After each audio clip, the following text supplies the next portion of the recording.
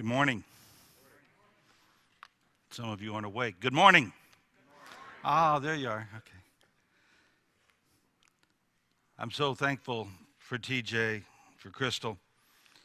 I'm praying for you, buddy. You're going to be working with Jerry Webb. You're going to need all the prayers you can get. And you can tell him I said that. He has a great future ahead of him. He has a great present with him and a great future ahead of him. And we are praying for him as he moves into this new endeavor. A little ticked at you for leaving Ogama, but we'll get over it, and we'll find ways of dealing with it. Anybody here fan of the Peanuts comic strip? Anybody like to read Peanuts? Oh, come on, admit that you read the comics. I know you do. Okay. I love Peanuts. My hero is Snoopy, the little beagle dog. He was, in one of the captions, he was sitting on his doghouse with his typewriter, typing the great American novel. And you could see above his head what he was typing. It was a dark and stormy night. And then Lucy comes along. You know Lucy. Lucy's, well, God bless her. She's, the way you insult a person in the South is to say, well, bless your heart. So well, Lucy, bless her heart. She's that critical spirit that we all have in our lives somewhere. And she comes along and says, that's no way to start a novel. Don't you know that all good fairy tales start once upon a time? You're supposed to say once upon a time. Gee, how stupid can you be? You're never going to amount to anything. You need to say once upon a time. And she walks off. And so Snoopy's at his typewriter and he says, once upon a time, it was a dark and stormy night. Well, Jesus did that too for us. He started out for us by telling us stories, and you almost can hear him sometimes say, once upon a time. In the 11th verse of the 15th chapter of Luke, he begins the third of three such stories. He's talked about the lost sheep and the lost coin, and he gets here in the 11th verse and starts talking about the lost son, what we have normally called the parable of the prodigal son. And it goes like this. Jesus continued talking, and he said, there was a man who had two sons, and the younger one said to his father, Father, give me my share of the estate. So he divided his property between them. Not long after that, the younger son got together all that he had, and he set off for a distant country, and there he squandered his wealth in wild living. And after he had spent everything, there was a severe famine in that whole country, and he began to be in need. So he went, and he hired himself. He began to be in need. There you go. So he went, and he hired himself to a citizen of that country who sent him to the fields to feed pigs. And he longed to fill his stomach with the pods that the pigs were eating, but no one gave him anything. And when he came to his senses, he said, how many of my father's men have food to spare, and here I am starving to death? I will set out and go back to my father, and I will say to him, Father, I have sinned against heaven and against you. I am no longer worthy to be called your son. Make me like one of your hired men. And so he got up and went to his father. But while he was still a long way off, his father saw him and was filled with compassion for him. And he ran to his son and threw his arms around him and kissed him. And the son said, Father, I have sinned against heaven and against you. I am no longer worthy to be called your son. But the father said to his servants, quick, bring up the best robe and put it on him, and put a ring on his finger and sandals on his feet, and bring the fatted calf and kill it. Let's have a feast and celebrate, for this son of mine was dead and is alive again. He was lost and is found. And so they began to celebrate. Meanwhile, the older son was in the field, and when he came near the house, he heard music and dancing. And he called one of the servants and asked him what was going on. Your brother has come, he replied, and your father has killed the fatted calf because he has him back safe and sound. And the older brother became angry and refused to go in. And so his father went out and pleaded with him. But he answered his father, look, all these years I've been slaving for you and never disobeyed your orders, yet you never gave me even a young goat so I could celebrate with my friends. But when this son of yours, who has squandered your property with prostitutes, comes home, you'll kill the fatted calf for him. My son, the father said, you are always with me, and everything I have is yours. But we had to celebrate and be glad, because this brother of yours was dead and is alive again. He was lost and is found. Once upon a time, it was a dark and stormy night. I don't know about you, but I've sit in some meals like that father. Can you imagine what it was like in that household when they sit down to eat? Here's Dad at the head of the table and his two sons. Could not be more unlike each other. You wonder how two kids can come from the same genes and hate each other so much. Is it like that in your house? Siblings, you're touching me, get away from me. You just, and here's the father, just, I love you both, just get over yourselves. And they're sitting there fighting all the time. One kid just can't wait to see my old Michigan in his rearview mirror. Just wants to be gone. And he finally has had enough. I guess he says, I'm going to drop out of school. I'm going to get out of here. I don't like the oppression of not being free. I want the money. Give me my loot and let me scram. And as much as he loves them both and lavishes love upon them both and shares all good things with them, he says, this younger son says, I want to go. And so the father grants his wish, and he divides his property. You realize the insult this son was giving? When he's saying to this father, I want my share of the estate now, what he's saying is, I can't wait for you to die, old man. Only thing you're good for is my share of what you got. And yet this father still, after being insulted in that way, says, sure. And he gives him his share of the estate, and just as soon as his son can get his bags packed, and he's gone. And I mean, he breaks out his passport because it says he goes to a distant country. He doesn't go down the road. He doesn't head down to Gladwin or head over to Gaylord. He is gone. He is out of the state. He is out of the country. And there it says he squandered everything he had. I love the King James Version, on riotous living. How many of us as teenagers wanted to just feel some of that riotous living, yeah, let's do that. That sounds like fun.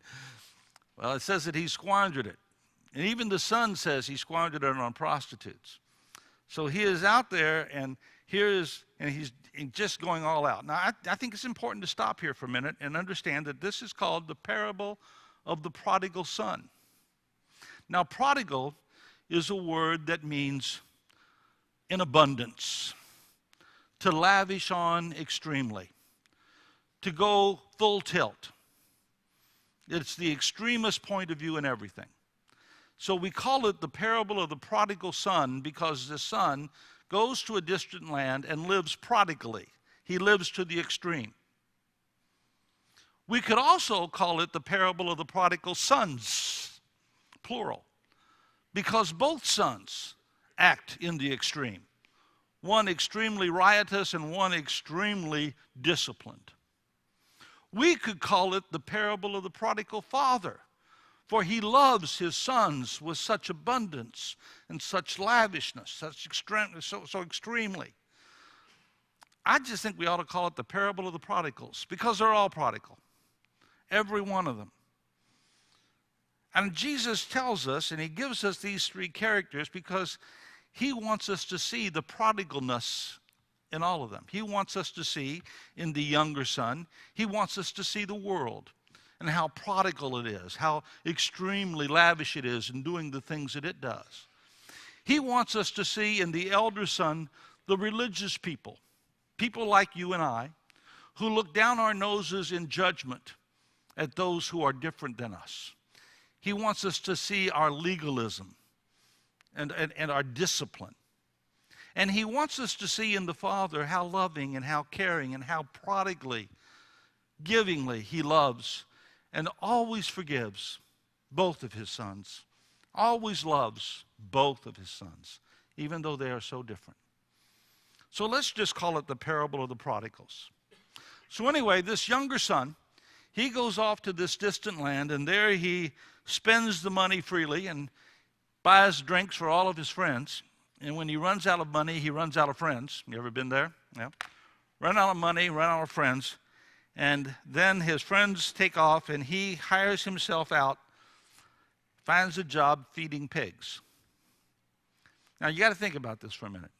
Here's this nice Jewish boy who's not allowed to eat pork or touch pork, and the only job he can find is feeding pork.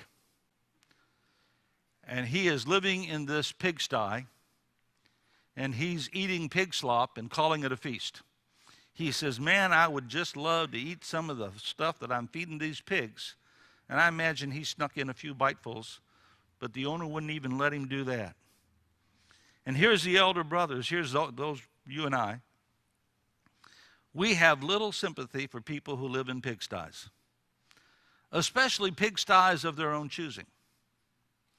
Now, it's one thing if a tornado comes by and takes your house, we'll love you and help you buy another house.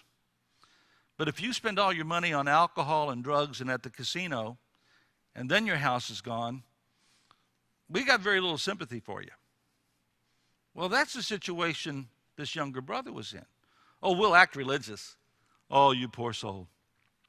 We'll pray for you. I told you so, I told you so, na, na, na, na, na, na. Oh, come on now, you know you've done that. So here's the son. I can identify with him. I've been that place in the 15th chapter of Luke, verse 17.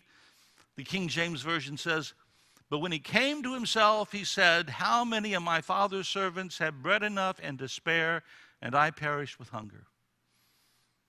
The New Living Version says, how many of my father's servants have food to spare, and I'm starving to death? And then he says, I will arise, I will go to my father, and I will say to him, Father, I have sinned against heaven and before you.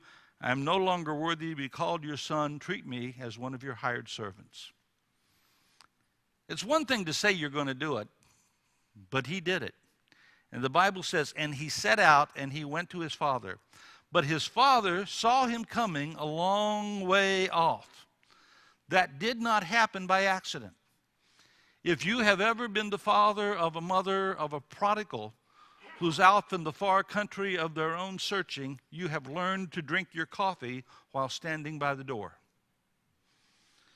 I can imagine this man every morning. He gets up and fixes himself a cup of coffee, and he's leaning against the doorpost, looking down the road, hoping this will be the day that the child returns home.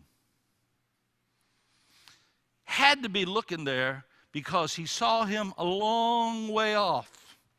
And the Bible says his father ran to him. Now imagine what that involved. Here was a man who was wearing sandals. Have you ever tried running in flip-flops? Okay. He's wearing these sandals.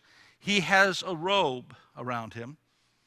Imagine running in a bathrobe that goes all the way down to your ankles and drags in the dirt. Imagine now, not only are you running in flip-flops and a robe, but you're old. And old people run funny. In case you've never noticed, the people who win 100-yard dashes are not 60 years old. Just want to point that out to you. Bones don't work, muscles don't work the same way. And here he is running in his old man's lope with his robes flowing behind him and trying to keep his sandals on his feet, and he is making a fool out of himself, and he doesn't care because he's running to his son. And he comes to him and he embraces him, and there things begin to change. Isn't it amazing that this story is a story about God's grace, God who tells us the truth about ourselves, and grace that forgives us the truth that we see in ourselves? Look what the old man does. He comes to him and he says, bring a robe, and put a robe around him. Now, and notice the first word he says, quick, bring a robe, right away. I don't want anybody else to see all the pig slop on my son's clothes. Maybe it was wintertime and he was shivering and you could tell he was cold. I'm sure it was mud and other stuff you pick up in a pigsty that was all over his clothes. Bring a robe, cover him up. I don't want him to lose his dignity and other people to see him like this. Just as God, when we are coming into the kingdom, takes the robe of righteousness and covers our sin, so this father takes a robe and covers the history and the past of his son. And he says, and I want you to come and I want you to bring shoes. And I want you to put shoes on his feet, because slaves went barefooted. Shoes were a sign that someone cared for you. It signs that you walk the earth as a child of a father. And then I want you to bring a ring, and I want you to put a ring on his finger. The ring had the image of his father, the father's face on it. And he could then take it and put it on wax on documents and do business in the name of the father. With the ring, he not only was a hired servant, he was restored to full sonship. He is doing the business of his father. Everything that he squandered, I don't care about that. You're a member of my family. You're my son. I don't want you as one of our hired. The son never even got out the rest of his repentance. Father, I've sinned against heaven and before you. I'm no longer worthy to be called your son. Quick, bring a robe. No, Dad, I got more to say. I don't care about that. Bring the robe. Can you get that prodigal father there? How much he loves him and how much he cares about him? Well, isn't that a wonderful story? Wait a minute. Jesus didn't stop there. Jesus told the story of the lost sheep and told the story of the lost coin and told the story of the lost son to make a point. And we get here and we hear the point because there's this elder brother. This elder brother is this critical spirit that's so self-contained that he didn't know his brother very well. Didn't know his father very well. He didn't even know himself very well. And he was out in the field working away. And he gets back and he's smelling this roast beef, this calf on a spit. Oh, it smells so good. And he sees that there's bunting going up and crepe paper being twisted and tied off. And they're getting ready to have beer. The Ferris wheel is coming in and a merry-go-round and the hot air balloons are coming. They're having a party. I've been working all day. They're having, what? And he calls one of his servants and says, what's going on here? And the servant said, great news. You know your brother? We all thought he was dead. He's alive. We thought he was lost. He's found. Your father's throwing a party. He's killing the fatted calf. He goes up. He says, I'm not going. I'm not going. And he walks back out in the field. This father then, this prodigal, extreme, lavishly abundant father, then goes to his eldest son. He says, I want you to come to the party. He says, all of these years I've been slaving away for you. You never even gave me a goat to roast. And here you're taking a cow and roasting it. Now, let's just stop and realize something. You remember back in verse 12, verse 13, when the younger brother says, I want my share of the inheritance? You know what his share was? The elder brother gets 2/3 of the estate. The younger brother gets 1/3. So the younger brother says, Dad, I wish you were dead. Give me 1/3 of all your money. And he did. And he divided his wealth among them, and he gave the elder brother 2/3 of his wealth. So the elder brother is already twice as rich as the younger brother once was. It's not enough.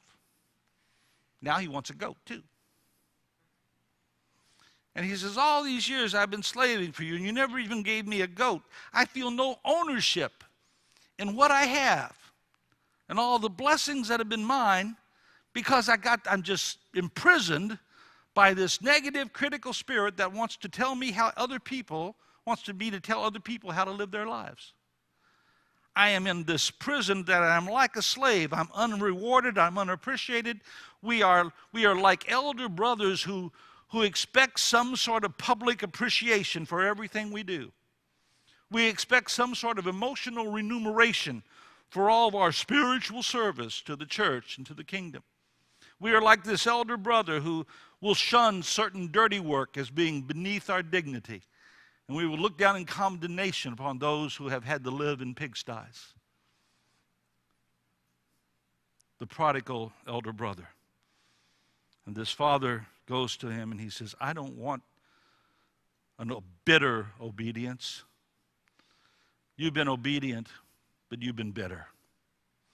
I would rather have a rejoicing spirit.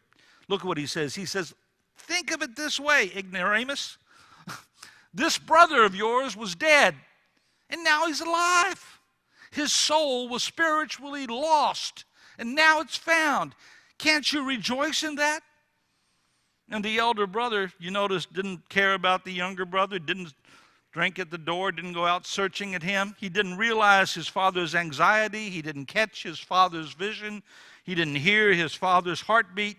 He had no part of what his father was about. He kept saying, this son of yours. And the father kept saying, this brother of yours. You can almost hear him say, am I my brother's keeper? And the father saying, no, but you are your brother's brother.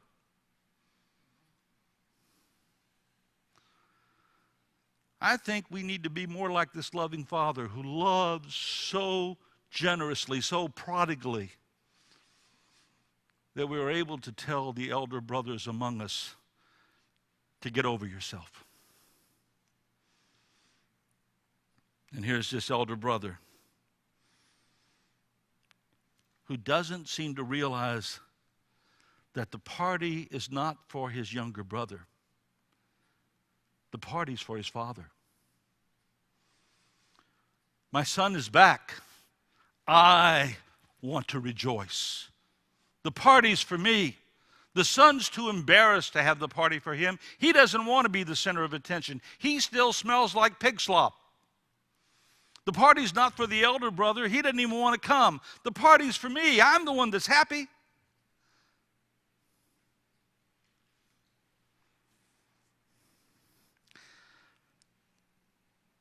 A lady grew up in a church home, loving Christian mother. But her father was a drinker, an alcoholic. And when he got drunk, he abused, physically and sexually molested this young girl. And when she was about 16 years old, she saw her chance to get away and she ran. And through a long series of convoluted events, too long and complicated to explain here, over a period of time, she found herself enrolled in a Christian college. And there she met this great guy who was a Christian, who was called to be a missionary. And they married.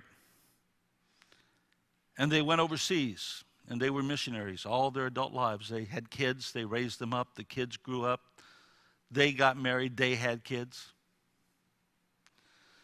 They were in their mid to late 40s, I think. They came back to the States on a furlough. And she got a message from her home church and said, your father, after all these years of drinking, running around on your mom, he's accepted Jesus. And in 2 weeks, we're going to have a baptismal service for him. And after the baptismal service, we're going to have a party. We want you to come.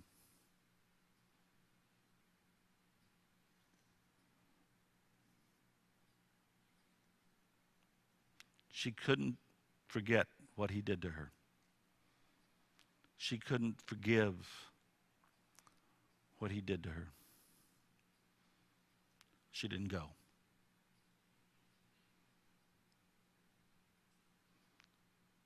She forgot the party wasn't for her dad. The party was for the Savior who was glad to see her dad come home. Do we realize, do we care that God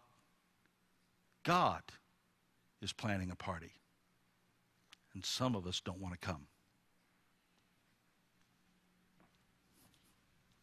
Thank you, Pastor.